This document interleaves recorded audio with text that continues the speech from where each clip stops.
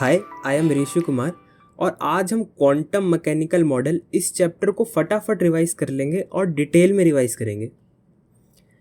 Quantum mechanical model ये बहुत सारे साइंटिस्ट ने मिलकर डेवलप किया था, बट जो मेजर क्रेडिट है वो स्क्रॉडिंजर और हाइजेनबर्ग को जाता है। पार्टिकल नेचर, वेव नेचर दोनों पे बेस्ड है ये मॉडल। तो इन्होंने एक इक्वेशन डेवलप किया जो कुछ ऐसा दिखता है और ये इक्वेशन हमें याद नहीं रखना है, हमारा इंटरेस्ट है इसके सॉल्यूशन में।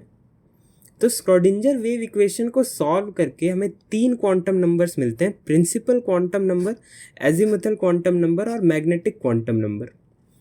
नीचे मैंने लिख रखा है एक इलेक्ट्रॉन के कंप्लीट इंफॉर्मेशन के लिए टोटल 4 क्वांटम नंबर्स चाहिए होते हैं। 3 हमें ये सॉल्व करके मिले। जो 4th क्वांटम नंबर है स्पिन क्वांटम नंबर, ये इस इक्वेशन से नहीं मिला, ये हमें एक्सपेरिमेंटली मिला था। ऑर्बिटल क्या होता है? बोहर मॉडल तक हम देखते हैं कि एक न्यूक्लियस है और उसके आसपास एक ऑर्बिट में इलेक्ट्रॉन घूम रहा है।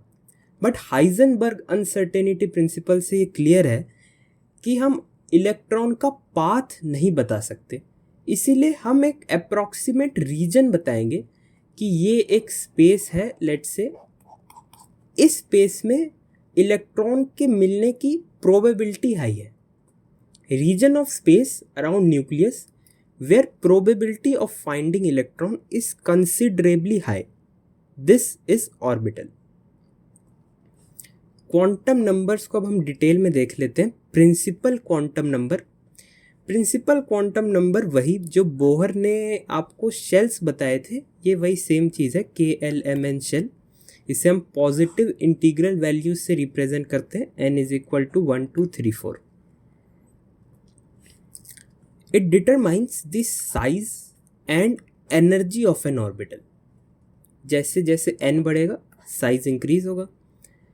ये याद रखना है, number of orbitals in nth shell is n² and एक ऑर्बिटल में मैक्सिमम 2 इलेक्ट्रॉन्स आ सकते हैं। तो maximum number of electrons in nth shell is 2n²। Next is azimuthal quantum number. Azimuthal quantum number के ये अलग अलग नाम हैं, आप देख सकते हैं। It was proposed by Sommerfeld. ये काम की बात है, it identifies subshell.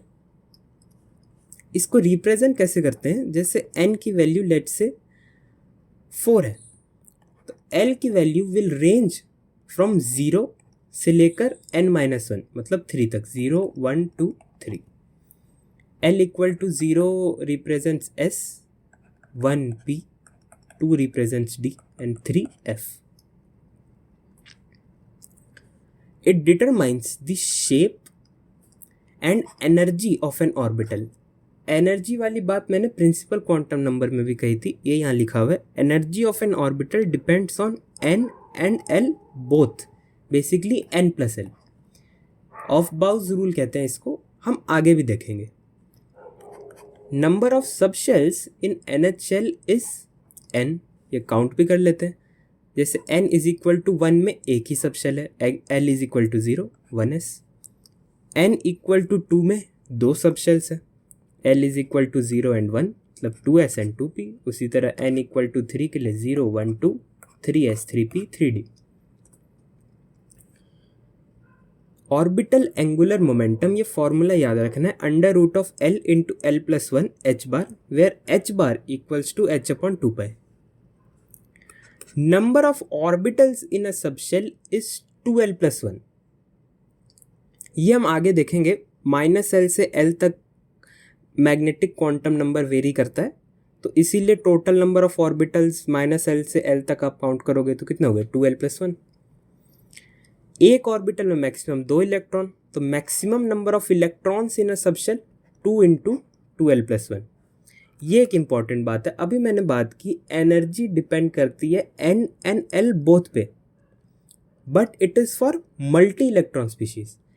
For single electron species energy सिर्फ और सिर्फ n पे डिपेंड करती है। मतलब क्या? मतलब ये कि 3s की एनर्जी 2s से तो ज़्यादा होगी, बट 3s 3p और 3d इनकी एनर्जी सेम होगी, ये यहाँ पे लिखा हुआ है। Next is magnetic quantum number. ये हमें ऑर्बिटल की ओरिएंटेशन बताता है।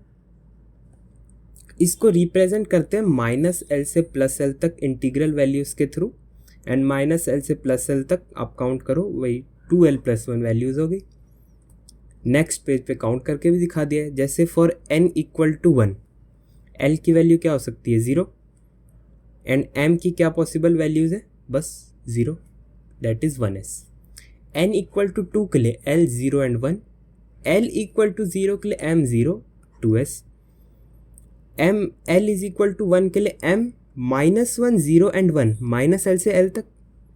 ये -1 0 and 1 क्या रिप्रेजेंट कर रहा है, इसके ओरिएंटेशंस, मतलब ये 2px 2py 2pz, ये आप कह सकते हो इस सबशेल के ऑर्बिटल्स 2px 2py 2pz। ये मैंने डायग्राम्स भी यहाँ पे लगा दिया है।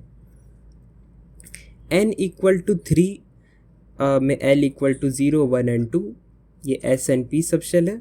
एंड ये D देख लेते हैं, -L से L तक -2 -1 0 1 2, ये 5 ओरिएंटेशंस हैं D के। ओके, तो जैसे सबशेल में हमने पढ़ा कि एक सबशेल की energy and and L both पे डिपेंड करती है, बट एक सबशेल के अंदर उसके जितने भी ओरिएंटेशंस हैं या आपका उसके जितने भी ऑर्बिटल्स हैं उनकी एनर्जी सेम होती है। In absence of external electric and magnetic field, all orbitals of a subshell are degenerate, that is have same energy। Degenerate मतलब have same energy, मतलब क्या, energy of 2px 2py 2pz इनके energy same होगी। मतलब 2p और 3d इनके energies में difference होगा, बट 2p के जितने भी ऑर्बिटल्स हैं px py pz इनकी एनर्जी सेम होगी। उसी तरह d के जितने भी ऑर्बिटल्स हैं इनकी एनर्जी सेम होगी। ये शेप्स की इमेज मैंने लगा दी है हर टाइप के सबशेल की, तो आप इनको देख सकते हो। स्पिन क्वांटम नंबर की बात करते हैं। इसका जो सबसे इम्पॉर्टेंट पॉइंट था वो मैंने पहले ही कवर कर दिया है। It was observed experimentally and not through the Schrödinger equation. ये क्या रिप्रेजेंट करता है, it determines the spin off electron about its own axis. ये स्पिन के बारे में बताता है। सिंस 2 टाइप की स्पिन पॉसिबल है, तो +12 एंड -12 से इसे हम रिप्रेजेंट करते हैं, या अप एरो या डाउन एरो से रिप्रेजेंट करते हैं।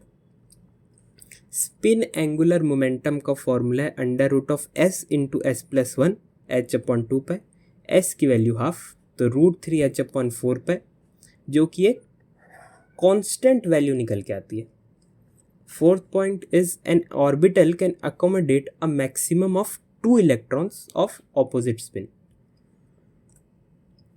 इलेक्ट्रॉनिक कॉन्फ़िगरेशन एक एटम का लिखने के लिए हमें ये 3 रूल्स पता होने चाहिए, पॉली, ऑफबाउ एंड हंट्स रूल। इसे हम डिटेल में देख लेते हैं। पॉलीज एक्सक्लूजन प्रिंसिपल इन समरी ये है कि एक ऑर्बिटल में 2 इलेक्ट्रॉन्स मैक्सिमम आ सकते हैं। स्टेटमेंट पढ़ो।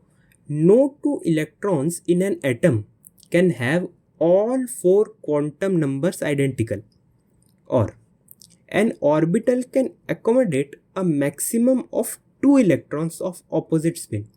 अब ये फर्स्ट स्टेटमेंट से सेकेंड स्टेटमेंट कैसे इन्फर हुआ ये मैं फटाफट समझा देता हूँ।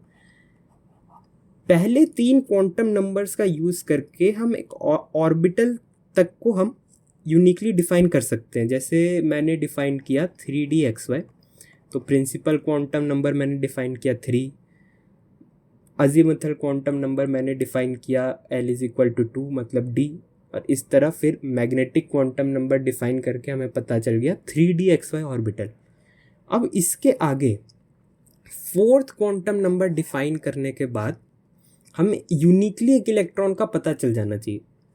तो इसके बाद 4th क्वांटम नंबर वेरिएशंस के हमारे पास कितने पॉसिबिलिटीज़ हैं, 2 ही तो पॉसिबिलिटी हैं, +12 एंड -12। इसका मतलब 2 ही मैक्सिमम इलेक्ट्रॉन्स इसमें हम एकोमोडेट कर सकते हैं। So these 2 statements are the same. Conclusion यही है, समझ आया तो ठीक, वरना 2 इलेक्ट्रॉन्स अट सकते हैं, 3 या 3 से ज़्यादा पॉसिबल नहीं है। Second is aufbau rule, ये पढ़ चुके हम, वही n+l rule. Electrons are progressively filled in increasing order of energies of orbital. पहले लोअर एनर्जी का ऑर्बिटल फिल होगा, फिर हायर एनर्जी का। n+l rule multi electron species के लिए, n+l जैसे जैसे बढ़ेगा उसके एनर्जी इंक्रीज होगी। ध्यान देने की बात यह है कि जैसे for example 3p and 4s, इनका आप n+l वैल्यू देखो तो सेम आ रही है, तो इनकी हम एनर्जी कैसे कंपेयर करेंगे? For same value of n+l, n increase होगा तो एनर्जी भी इंक्रीज होगी। Next is hunts rule of maximum multiplicity. ये सिंपली ये बता रहा है कि एक सबशेल के अंदर हम उसके ऑर्बिटल्स में फिलिंग कैसे करनी है, या कहें तो पेयरिंग कैसे करनी है। मतलब इस रूल के अकॉर्डिंग जैसे हम p सबशेल ले लें, तो जब हम इलेक्ट्रॉन्स फिल करना शुरू करेंगे तो हम सिमिलर स्पिन के इलेक्ट्रॉन्स पहले फिल आउट करेंगे सारे ऑर्बिटल्स में, उसके बाद पेयरिंग कराना शुरू करेंगे। पहले से ही हम पेयरिंग कराते हुए फिलिंग नहीं कर सकते। Pairing of electron among degenerate orbitals of a subshell occurs only when each orbital is filled up with one electron of similar spin. ये दो डेफिनेशंस हैं, सिंपली याद रखना है, total spin and spin multiplicity. अब इलेक्ट्रॉनिक कन्फिग्रेशन एटम का लिखना सीख लेते हैं। वैसे ही पीरियोडिक टेबल में भी पढ़ा जाता है, तो इसमें मैं बहुत ज़्यादा डिटेलिंग नहीं करूँगा। n l की पावर x के तरह लिखा जाता है। n is principal quantum number, l is azimuthal and x is number of electrons in subshell. 1 से लेकर 30 एटॉमिक नंबर तक ये मैंने कॉन्फ़िगरेशन लिख दिए हैं, इनको आप गो थ्रू हो जाओ एक बार। क्रोमियम एंड कॉपर, इन दोनों में एक्सेप्शनल बिहेवियर आता है इलेक्ट्रॉनिक कॉन्फ़िगरेशन में, जो ध्यान रखना है। क्यों आता है? क्योंकि देखो वैनेडियम में हमने भरा 4s2 3d3, पहले 4s2 फिल होगा, फिर 3d3 फिल होगा, इसके बाद हम एक इलेक्ट्रॉन और डालेंगे तो एक्सपेक्टेड कॉन्फ़िगरेशन आना चाहिए था 4s2 3d4। But the thing is कि 3d5 कन्फिग्रेशन एक हाफ फिल्ड कन्फिग्रेशन है जो कि बहुत स्टेबल होता है, इसीलिए 4s से एक इलेक्ट्रॉन 3d में शिफ्ट हो जाता है इसकी स्टेबिलिटी इंक्रीज़ करने के लिए। सेम रीज़न यहाँ है कि ये फुल्ली फिल्ड कॉन्फ़िगरेशन अटेन कर लेता है। यहाँ पे मैंने रीज़न लिख भी दिया है, symmetrical distribution, half filled and fully filled subshell is more stable. Second reason is exchange energy. Similar spin electrons of a subshell in degenerate orbitals undergo exchanges and release energy known as exchange energy। ये मैंने थोड़ा सा समझा भी रखा है। जैसे 3d5 subshell हमने ले लिया, मतलब 3d सबशेल ले लिया, 5 इलेक्ट्रॉन्स फील्ड हैं, तो यहाँ पे आप देखो जो फर्स्ट इलेक्ट्रॉन है यहाँ पे, इसके पास एक्सचेंज करने के 4 ऑप्शंस हैं।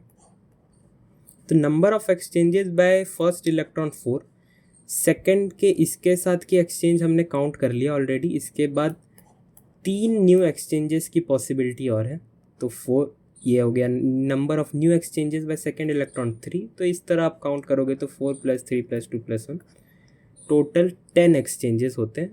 और इसी से जो एनर्जी रिलीज़ होती है दैट इज़ एक्सचेंज एनर्जी, जो स्टेबिलिटी इंक्रीज़ कर देती है। ये एक छोटा सा पॉइंट कवर किया है मैंने यहाँ पे कि जैसे फिल करते वक्त आप देखोगे तो 4s2 की एनर्जी कम है, 3d की ज़्यादा है। 4s की एनर्जी कम है, 3d की ज़्यादा है, तो 4s पहले फिल होता है, 3d बाद में फिल होता है। बट इलेक्ट्रॉन निकालते वक्त 4s एक आउटर ऑर्बिटल है, तो इलेक्ट्रॉन रिमूव पहले 4s से होगा, मतलब जिसका n ज़्यादा है, 3 से ज़्यादा है 4, तो यहाँ से इलेक्ट्रॉन रिमूव होगा, मतलब 3d से रिमूव नहीं होगा, 4s से होगा। तो Fe2+ का कॉन्फ़िगरेशन में 3d6 आएगा। Next is spin magnetic moment under root of n into n+2 Bohr magneton, where n is number of unpaired electrons. ये सिंपली आपको याद रखना है। अगर इसकी वैल्यू 0 आती है तो उसे हम कहते हैं डायामैग्नेटिक। डायामैग्नेटिक का कैरेक्टरिस्टिक है कि it is weakly repelled in magnetic field, and अगर 0 नहीं आती है then it is paramagnetic which is weakly attracted in magnetic field. अब नोड्स के बारे में जान लेते हैं। What are nodes? It is surface where probability of finding electron is 0। दो बहुत इंपॉर्टेंट फॉर्मूले हैं, ये याद रखने हैं। नंबर ऑफ रेडियल या स्फेरिकल नोड कितने होते हैं? n minus L minus one. n मतलब principal quantum number and l मतलब आपका azimuthal quantum number, and angular node is l। ठीक है, टोटल कितने हो गए? n minus L minus one plus l, मतलब total n minus one nodes होते हैं।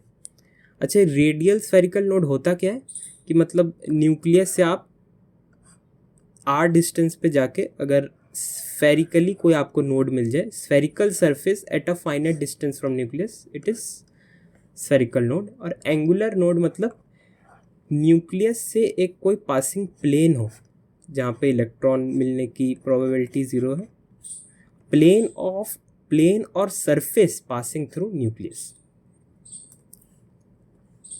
एंगुलर नोड्स को हम थोड़ा विजुअलाइज कर लेते हैं।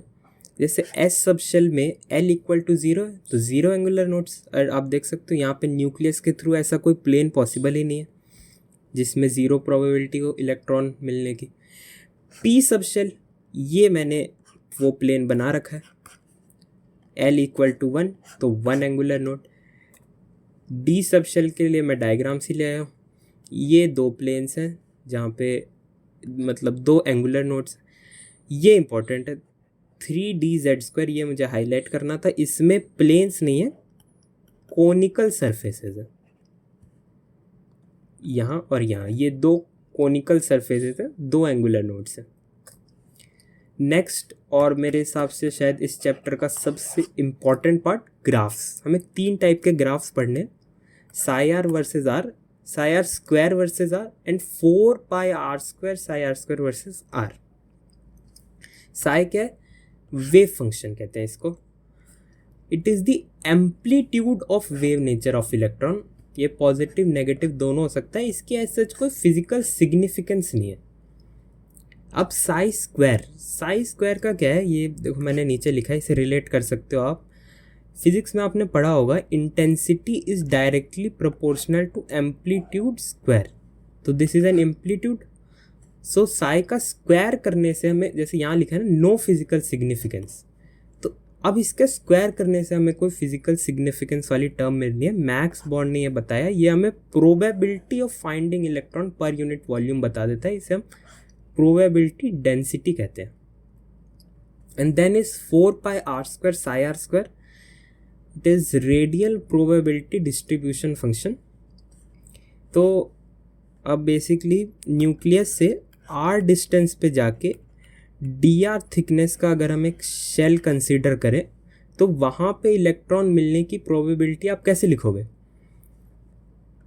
प्रोबेबिलिटी पर unit volume Sai R square into ये इसका वॉल्यूम, जो कितना होगा 4πr² dr, and 4πr² psi R square को हम ये कह देते हैं रेडियल प्रोबेबिलिटी डिस्ट्रीब्यूशन फंक्शन। अब ग्राफ्स बनाना सीख लेते हैं। ग्राफ्स बनाने के लिए ये रामबान है, जनरल इक्वेशन, ये याद रख लो। Psi R equal to K R की power L, a polynomial in R of degree n minus L minus one, E की power minus R by K dash. लंबा दिख रहा होगा बट 1-2 बार पढ़ोगे ये याद हो जाता है, बहुत ईजी है। के सिंपली कांस्टेंट है, के डैश ये सब कांस्टेंट है। आर मतलब distance from nucleus, and L आपका वही अजीमुथल, एन आपका प्रिंसिपल क्वांटम नंबर। अब हम ग्राफ्स बनाने की प्रैक्टिस करते हैं। जैसे 1s का हम ग्राफ बनाते हैं तो 1s के लिए n equal to 1, l equal to 0, तो एंगुलर नोड्स l कितने हो गए 0, and radial nodes n minus L minus one भी कितने हो गए 0। तो इक्वेशन क्या बनेगी साई आर की? के ई की power minus R by K dash. तो ई टाइप का फंक्शन बनेगा साई आर वर्सेस आर का, ये आप देख सकते हो। साई आर स्क्वायर के ग्राफ में क्या होगा, बस वैल्यू स्क्वायर हो जाएंगी सारी, देखने में तो ऐसा ही दिखेगा। 4 pi R square psi R square में क्या है कि यहाँ पे अब इक्वेशन में एक आर का टर्म आ जाएगा, तो आर इक्वल टू 0 पे इस फंक्शन की वैल्यू 0 आ जाएगी, इसीलिए ये 0 से स्टार्ट होगा। अच्छा, ये एक इंटरेस्टिंग चीज़ मैं मार्क करके लाया हूँ। जैसा आप देखो यहाँ R is equal to R not पे रेडियल प्रोबेबिलिटी क्या आ रही है, मैक्सिमम, और बोहर का आपको याद है 0.529 एंगस्ट्रॉम ही उसने ऑर्बिट का रेडियस बताया था, और ये आर नॉट की वैल्यू भी 0.529 एंगस्ट्रॉम ही आती है। नेक्स्ट ग्राफ की प्रैक्टिस करते हैं 2s की। तो n is equal to 2, l equal to 0, angular nodes l 0 हो गए, n माइनस l माइनस 1 का वैल्यू क्या आ गया 1। तो जो हमारा इक्वेशन बनेगा वो कुछ ऐसा बनेगा। इस बार इसमें एक फैक्टर आ जाएगा r का, मतलब ये ग्राफ एक जगह कट करेगी हमारे एक्स एक्सिस को, मतलब r मतलब ये एक्स एक्सिस को। साई आर का ग्राफ ये ई के तरह ही स्टार्ट होगा, यहाँ पे कट करेगा, ये हमारा रेडियल नोड को रिप्रेजेंट कर रहा है, एंड फाइनली वैसी तरह ये कंटिन्यू होगा। साई आर स्क्वायर में क्या होगा कि जो नेगेटिव वाला पार्ट था ग्राफ का वो अब ऊपर आ जाएगा, तो इसीलिए ऊपर आ गया, ऐसा ग्राफ बन जाएगा। 4 pi R square psi R square में अगेन आर का टर्म आ जाएगा फंक्शन में, तो आर इक्वल टू 0 पे इसकी वैल्यू 0 हो जाएगी। एक ग्राफ और की प्रैक्टिस करते हैं 3p, n equal to 3, l equal to 1, angular node हो गया 1, n माइनस l माइनस 1 हो गया 1। फंक्शन बनेगा कुछ ऐसा। इस बार फंक्शन में पहले से ही एक आर है, तो ये फंक्शन 0 से ही स्टार्ट होगा इसका ग्राफ। तो आप देख सकते हो एक रेडियल नोड है, तो एक जगह ये ग्राफ को कट करेगा, ये मतलब एक्सिस को कट करेगा। साई आर स्क्वायर में नीचे वाला पार्ट ऊपर आ जाएगा, एंड ये इंपॉर्टेंट बात है कि पीक डिक्रीज होते रहेगा, डिक्रीज होगा peak. 4 pi R square psi R square भी ऑलमोस्ट सिमिलर ही दिखेगा, बट इसमें पीक इंक्रीज होगा। एक लास्ट और ग्राफ की प्रैक्टिस कर लेते हैं 5D। n की वैल्यू 5, l की value 2, n minus l minus 1 कितना आ गया 2। फंक्शन कुछ ऐसा दिखेगा। अब आप देखो दो फैक्टर्स आ रहे हैं, तो ये दो जगह एक्सिस को कट करेगा, एंड r इक्वल टू 0 पे भी इस फंक्शन की वैल्यू 0 आएगी। तो साई आर का ग्राफ कुछ ऐसा दिखेगा, 0 से स्टार्ट होगा एंड दो जगह कट करेगा। साई आर स्क्वायर में नीचे वाला पार्ट ऊपर आ जाएगा एंड पीक डिक्रीज होंगे। 4 pi R square psi R square में पीक इंक्रीज होगा। सब कुछ कवर करा दिया है, थैंक यू सो मच। एक छोटा सा रिमाइंडर, अगर वीडियो पसंद आया है तो please please please like, comment, share and subscribe. Thank you so much, tata, bye bye.